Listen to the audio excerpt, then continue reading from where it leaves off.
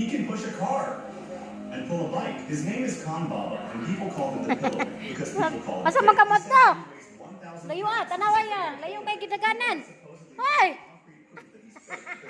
Dong. Dong, tuwag balik ko nindagan dong.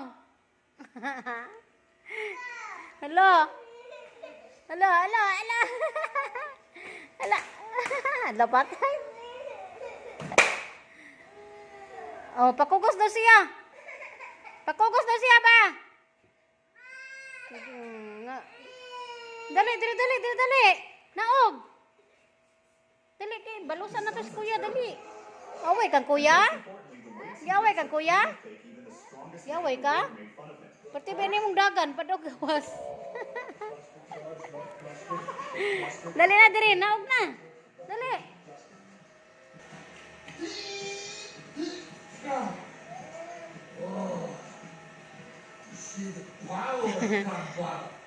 Madlok na siyang balos.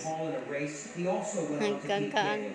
It all started after Speed completely destroyed Ashton Hall in that race. So bad that Ashton smashed his own Kiss na lang kuya, kiss kang kuya, kiss. Daniel Lavelle Kiss na yon. was furious. He kept calling Speed Sanaong. again. Sanaong kiss, He even sanaong. posted a video talking trash about Speed and then called him out. Sanaong kiss ba? When Speed saw Sanaong that, kiss, sanaong.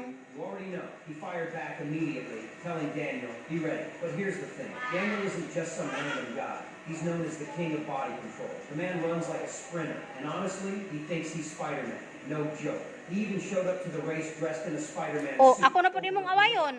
But when it was Patay. time to race, Ako na jud gilabay. Ala, dagan. on the track, running spots. Pati jud kaayo. Ashton, this one, it was clean, friendly, no bad vibes. Speed was slightly injured, but still ready. Bad The na race san kicked ha, off. bad Daniel na, was dili certain. mga And just away. like that, Speed took the Bad win. man na But this san-san. time, no humiliation, no trash talk.